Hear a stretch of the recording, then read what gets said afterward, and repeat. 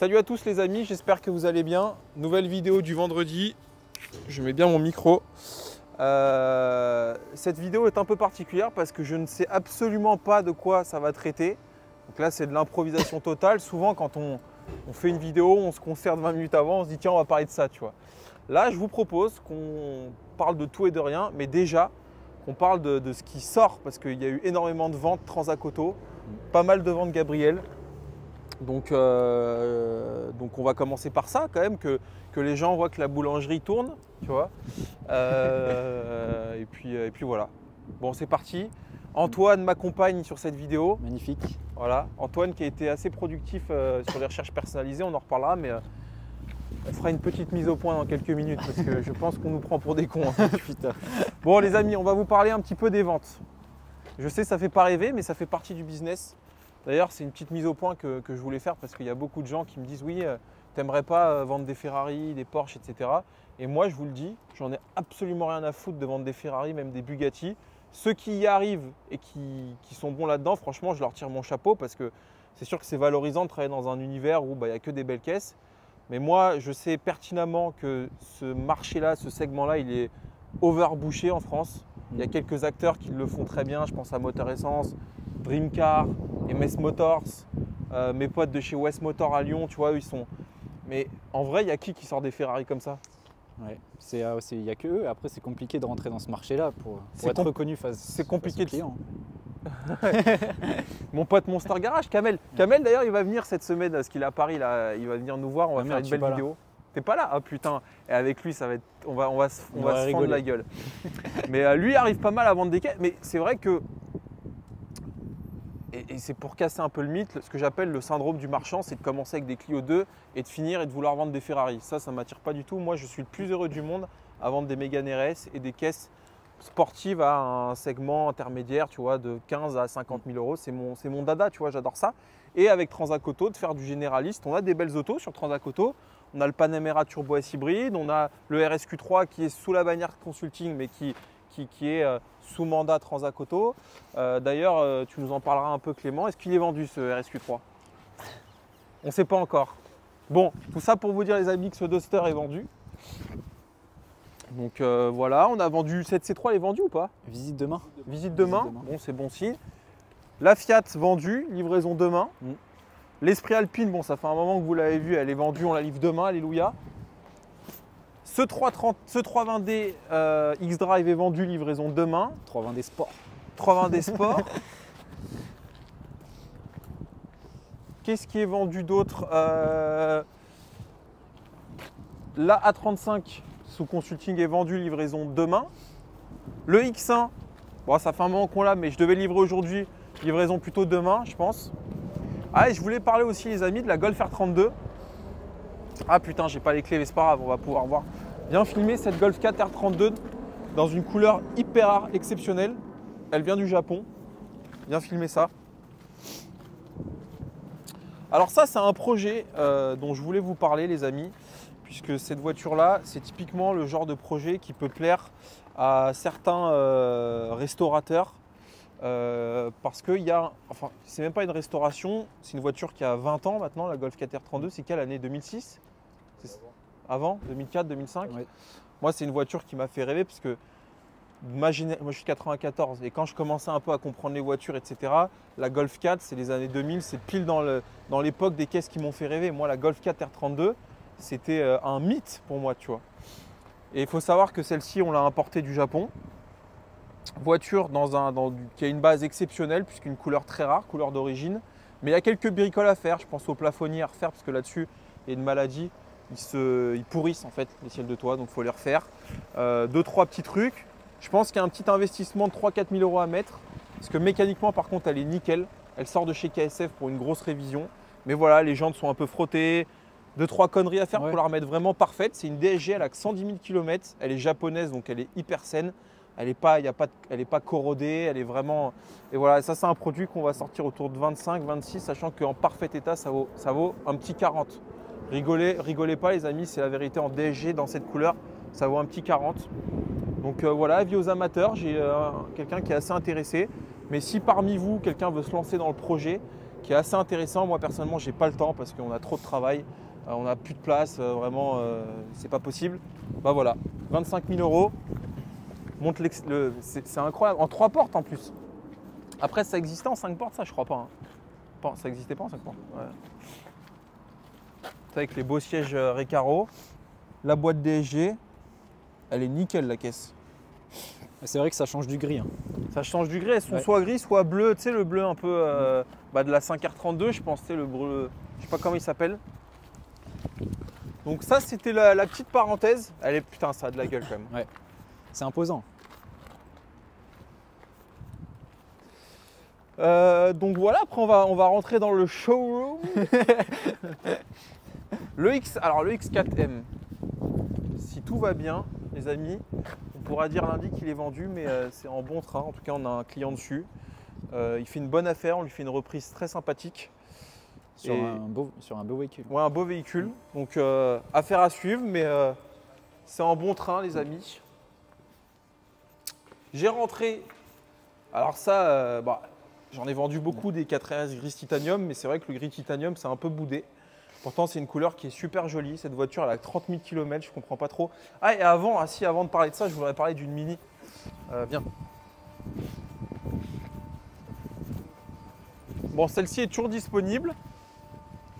Mais celle qui va nous intéresser, non pas que celle-ci soit pas sexy, c'est celle-ci. Mini Cooper S 178 chevaux, donc c'est les toutes dernières générations FAP, c'est pour ça qu'elles font un peu moins de chevaux. Parce que les Cooper S classiques avant le FAP, elles faisaient quoi, 192? Ouais, c'est ça. Toute option, 2022, 14 000 km, une petite pépite les amis, garantie et tout. Franchement, pour quelqu'un qui recherche une belle petite auto pour sa femme ou pour lui-même, les messieurs, c'est disponible pour 32-33 000 euros. C'est un beau produit les amis et voilà, je fais un petit tour pour la montrer si tu peux. Cornio. Elle a tout, hein. Régulateur adaptatif, le toit ouvrant, le Harman Kardon. Elle est farcie de chez farcie l'auto. Et je pense que c'est un black pack ça avec tous les logos noirs. Ouais, j'adore. Avec le pack JCW. Et j'en profite les amis aussi, je fais plein de parenthèses, c'est une vidéo où on vide son sac. Je cherche urgemment et pour le développement de la société, puisque vous savez on va créer un pôle. Alors je ne sais pas encore si on va créer un pôle caisse japonaise ou si on va créer carrément une entité pour les imports Japon. Je suis plutôt sur la deuxième option de créer vraiment une entité qui soit spécialisée dans l'importation de voitures japonaises, que ce soit des recherches personnalisées ou des propres stocks. Vous le savez, on en a parlé lors de la précédente vidéo. Il y a 2 containers qui arrivent, on en a rempli 3 et 4. Là, ça va être la folie. On va inonder le marché, je vous le dis. On va inonder le marché. On va vous mettre des caisses sur la route qui viennent du Japon. J'en ai rien à foutre. Donc ça, c'est la première chose. Mais c'était pour vous dire que là, on cherche vraiment voilà, des nouveaux locaux, que ce soit à l'achat ou à la location. On ne peut plus continuer comme ça. Honnêtement, on a un débit qui est assez important. Je vous remercie de nous faire confiance, que ce soit pour le dépôt-vente ou pour ceux qui m'achètent les véhicules. Mais j'aimerais vous accueillir dans un endroit toujours plus qualitatif. Et je pense que c'est ce qui nous manque pour passer un peu à l'étape du dessus. Je le disais, on veut se spécialiser. On est spécialisé dans la sportive intermédiaire. Mais ça ne veut pas dire que, tu vois, là, c'est con. Moi, je vous parle, ça me fait chier de mettre une voiture comme ça au fond de ma cour, même si c'est blindé de caméras. On met des voitures de vente partout, on n'est pas prêt de nous les, on n'est pas prêt de nous les voler les voitures, mais ça me fait chier, tu vois ce que je veux dire. Donc si parmi vous travaillent dans l'immobilier et voilà, pouvez me trouver un local qui soit beaucoup plus grand que celui que j'ai, je pense à 500 mètres carrés minimum, dans le périmètre, hein, Villebon, Courtabœuf, je en serais vraiment gré. Parce que ça, c'est vraiment, on est vraiment en recherche proactive de ça. Bon, allez, c'est parti.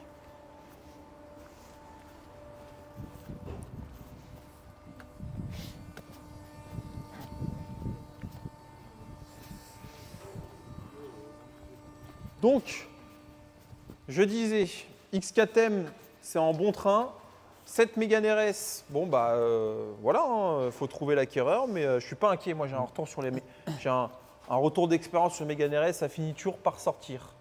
Comme ce fameux proverbe qui dit « ça finira toujours par rentrer ». À vous de l'appliquer dans le domaine que vous voulez, mais voilà. On a reçu cette Mégane 4RS Trophy phase 2, 18 000 km, garantie Renault 2026, rouge flamme, il y a toutes les options catalogue. À savoir le toit ouvrant, l'affichage tête haute, le système son Bose. Les sièges Recaro. Les sièges Recaro, bien évidemment. Le pack Easy Park, donc elle se gare toute seule. Là, on est sur un produit d'exception, les amis. J'ai une visite demain, je pense que ça va sortir. Cette M6 que nous avons reçue il y a 2 jours, ou hier, 40 000 km, elle est neuve. Neuve dans le papier, livraison demain. Cette M6 du Japon, j'en avais parlé, je pense, oui, on en avait parlé, donc ça sert à rien de refaire le tour. La M5, livraison semaine prochaine, qui est vendue. On a reçu ça quand même, il faut en parler. C63S coupé, édition 1, que j'avais importé il y a à peu près 1 an, son propriétaire souhaitant s'en séparer. La voiture, elle est dans un état immaculé, 52 000 km, sort de révision chez Mercedes, un peu moins de 70 000 €, immatriculé France. Pff, incroyable, ça c'est la classe, c'est la classe. Qu'est-ce qu'on a reçu d'autre? Ce RSQ3,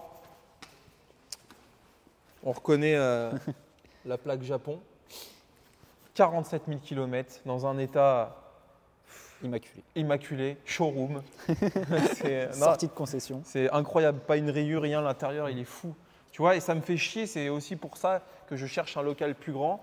C'est que je ne peux même pas vous ouvrir les voitures, vous les montrer, on ne peut pas tourner autour, tu vois.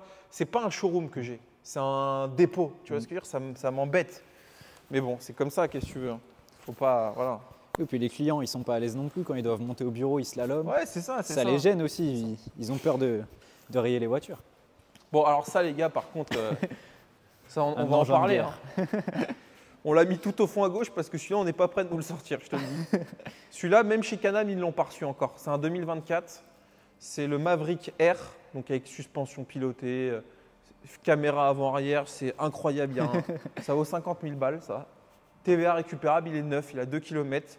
Et voilà, donc si quelqu'un… Alors, c'est pas homologué, c'est pas homologable. Malheureusement, les nouveaux ne sont pas homologables.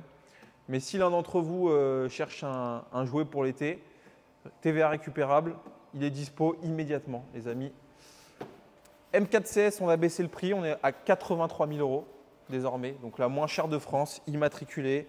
Elle est dans un état de fou. Franchement, c'est un super produit, ça, les amis. Pareil, celle-ci, on a baissé le prix. On est autour de 102 103 000 €, TVA récupérable, 18 000 km, siège carbone, une des moins chères de France. Tu me disais qu'il y en avait quasiment la même chez Bema. Ouais. Bon, écoute. Plus kilométré? Non, mais c'est vrai qu'ils ont des beaux produits, eux.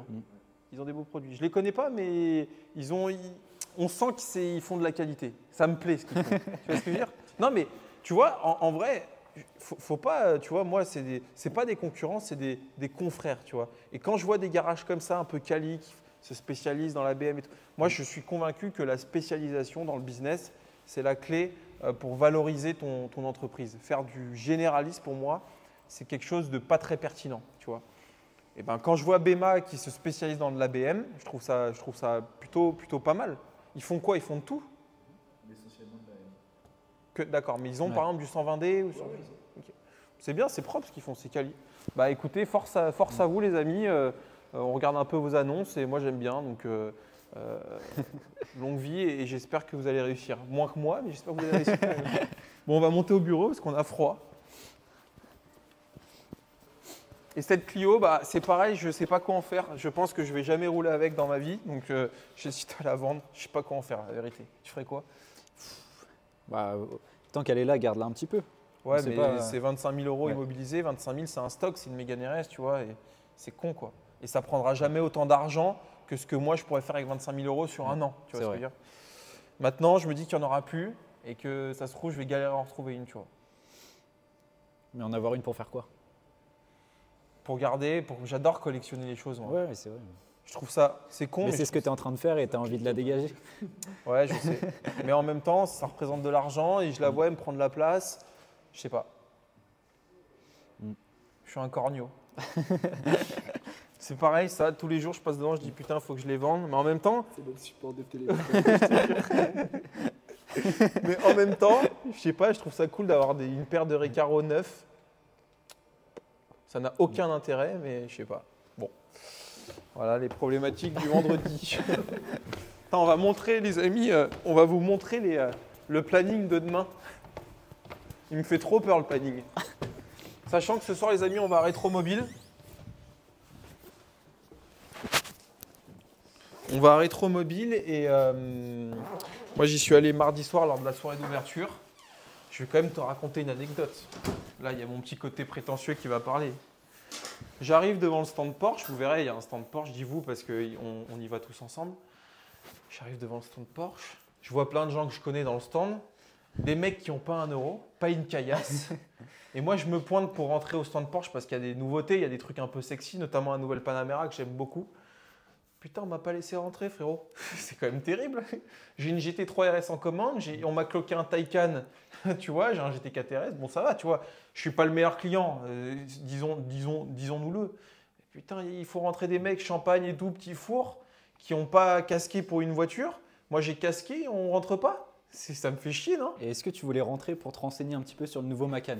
C'est vrai qu'il t'a tapé dans l'œil. Il m'a tapé dans l'œil, le nouveau Macan, le Macan électrique, dans des plaies orageux. Non, mais je te jure, j'adore le nouveau Macan. Je me suis fait plusieurs configs, notamment l'intérieur avec la nouvelle couleur. Rose, là. Mmh. Incroyable. Mais ouais, non, en vrai, la vérité, je voulais rentrer parce que pour ceux qui vont à la Rétromobile, vous allez le voir tout à l'heure, tu as la façade où ils mettent des vieilles Porsche, tu sais, en mode Porsche classique, Rétromobile, stylé. Mais moi, je ne suis pas du tout sensible aux vieilles voitures, j'en ai rien à foutre. Pour moi, c'est un tas de ferraille. Encore plus qu'une voiture récente.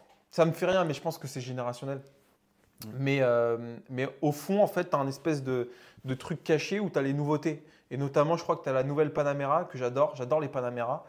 Et tu as peut-être la GT3 RS. Enfin, tu as des délires comme ça. Je voulais rentrer pour ça, tu vois. Mais moi, ce que je trouve fou, je te jure, c'est que j'ai vu des mecs que je connais. Que c'est pas des mecs, enfin, c'est pas méchant ce que je vais dire. Mais encore une fois, je trouve ça fou que ces marques-là fassent rentrer des gens, des influenceurs, des gens qui vont influencer que dalle, tu vois, qui n'ont pas un rond, qui seront jamais clients de la marque ou peut-être dans 30 ans, plutôt qu'un mec comme moi qui suis déjà un peu, bon, pas influenceur, mais un peu, enfin, tu vois, ça va, les gens me connaissent un petit peu, en tout cas, je peux partager, créer du contenu en ce sens, mais surtout, je suis client, tu vois. Ça, je trouve ça dommage qu'on ne me fasse pas rentrer. C'est pas de l'ego, hein, j'en ai rien à foutre parce qu'au final, ça va pas changer ma vie, mais ça me gêne. Tu vois, ça me gêne. Asseyons-nous. Là, je vais me faire défoncer dans les commentaires. C'est sûr, les gens vont dire ouais, mais lui. Non, mais ça se comprend. Il croit que tout lui est dû. Oui, parce que. N'importe quel client Porsche se faisant refuser à l'entrée, il est légitime de dire ça, c'est normal. Voilà, on va quand même leur montrer. Ça, les amis, ce que je vais vous montrer. Viens, approche, look. Look. Ce que je vais vous montrer, les amis, ça, il y a peu de gens en France qui ont la chance. Et d'ailleurs, je remercie chaudement le centre Porsche Antibes et mon ami Stéphane Nam, que j'aime énormément, parce qu'il se démène pour me faire plaisir. Et notamment ça, les amis, c'est quand même assez rare, c'est assez dur. C'est un peu comme un mec qui rentre chez Audemars et qui veut une Royal Oak en boutique. C'est introuvable. Les mecs qui font ça, soit c'est des putains de clients, soit ils ont un vendeur qui s'est démené pour arriver au projet. Tu vois, ça se fait pas comme ça, tu vois. Bon de commande. C'est pas genre bon de réservation. C'est bon de commande. Ça veut dire la voiture, elle est commandée. Elle est paraffée, frérot. Elle est paraffée. La config, bon, tu peux filmer l'adresse. De toute façon, c'est ici. Hein, c'est pas mon adresse perso. La config, elle n'est pas définitive, sachez-le. Pareil, j'ai poussé un petit coup de gueule. J'en avais parlé lors d'une vidéo. Je suis allé sur le configurateur Porsche. Pas de PTS, donc pas de couleur un peu personnalisée. Il n'y a que 5 couleurs, frérot. Le noir, 3 gris, rouge. Ça, par Classique. contre, ça me déçoit. Ça me déçoit. Donc, j'ai pris l'argent GT. On va voir, souvent, le configurateur évolue dans le temps, donc ce n'est pas impossible. Souvent, les voitures, elles rentrent en production un mois et demi avant la livraison, le temps qu'elles arrivent, etc. Donc, moi, ce que j'ai fait sur le GT4 RS, c'est que 2 mois avant, j'avais changé ma config et j'avais pris le Ruby Star. Donc, ce n'est pas ma config définitive, mais les amis, c'est officiel. GT3 RS pour cette année, ça va être quelque chose. Ça va être du grand Mendez. Voilà, qu'est-ce qu'on peut dire d'autre, les amis? Je voulais évoquer un point aussi avec Antoine sur les recherches personnalisées, les amis. Et on en a reparlé lors de la précédente vidéo, mais on voudrait en reparler quand même.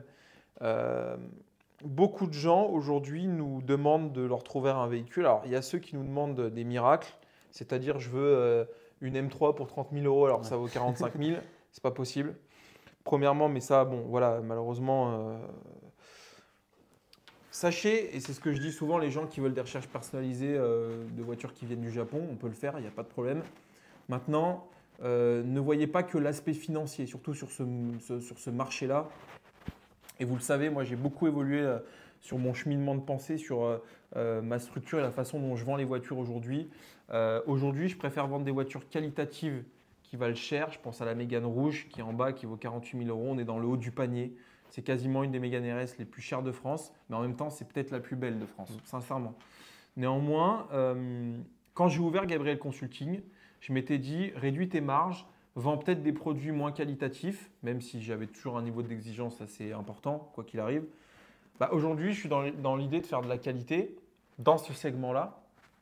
Et je vous dis ça parce que souvent, vous me parlez de prix, mais moi, c'est toujours le prix, hein, il y a toujours une problématique de prix. Néanmoins, quand vous achetez ces types de véhicules, surtout pour la revente, il faut acheter des produits qualitatifs. Le Japon, c'est la qualité avant le prix. Vous allez y gagner en termes de prix, parce que aucun intérêt pour vous d'acheter une voiture à l'autre bout du monde si vous n'y retrouvez pas en termes de prix, mais vous allez surtout vous y retrouver en termes de qualité, d'historique. C'est con que le RSQ3 il soit au bout du mur, parce que sinon, je vous l'aurais ouvert, vous aurez vu l'état de la voiture. Elle est 2016, elle a quasiment 10 ans. On dirait une voiture qui a 1 an et demi. C'est un truc de malade mental, je vous le dis. Et ça, au Japon, on en reparle et bon, je ne vais pas vous saouler avec ça, mais sachez qu'au-delà du prix, souvent vous me dites ouais, à combien je peux toucher ça, etc. C'est pas à combien, c'est dans quel état vous pourrez avoir ces voitures-là. Et je peux vous le dire, l'état souvent, pas tout le temps, parce qu'il n'y a pas de, c'est pas un fail, mais souvent, on est quand même sur des voitures de haute qualité. Sachez-le. Et d'ailleurs, j'en parlais avec je ne sais plus quelqu'un qui me disait là-bas, c'est fou parce que les mécaniciens, mais c'est peut-être un commentaire YouTube. Là-bas, les mécaniciens au Japon, ils sont en haut de l'échelle sociale. En France, les mécaniciens, malheureusement, pourtant on s'en est rendu compte pendant le Covid, les confinements, les mécanos, ceux qui entretiennent les voitures, c'est un métier essentiel. Mais il n'y a pas de métier. C'est pour ça qu'il n'y a pas de sous-métier. Parce que dès qu'il y a une grève d'un secteur, on se rend compte que en fait, les métiers sont indispensables. Quand les éboueurs ils font grève, gros, tu te dis mais on ne peut pas vivre sans les éboueurs. C'est un truc de fou, tu vois. C'est que ça manque de reconnaissance. Ouais, tout à fait. Et les mécaniciens, c'est pareil. J'ai un profond respect pour les mécaniciens. Surtout moi, en tant que vendeur, j'ai besoin de mécaniciens quotidiennement. Et je pense que même l'évolution de ma société, ce serait d'embaucher des mécaniciens. Mais au Japon, ces gens-là sont considérés vraiment un peu en haut de l'échelle sociale. Et ce qui fait que derrière, ils sont bien payés. Ils ont surtout une façon de faire leur métier beaucoup plus minutieusement. Voilà. Et donc, les voitures sont mieux entretenues. Quand on voit les feuilles d'entretien des véhicules japonais, on en avait montré lors de la précédente vidéo, il y a un check de tous les éléments de la voiture, genre la pédale, genre le volant, le jeu, le truc. En France, tu emmènes ta voiture chez Midas, frérot, et tu ne changes même pas le filtre à huile, tu vois. Donc c'est en ce sens que les voitures du Japon, c'est un vrai point à dire, c'est que vous vous y retrouvez en termes de prix, c'est clair, mais surtout en termes d'état. Quand vous achetez une voiture, vous achetez aussi un produit, vous n'achetez pas qu'un prix.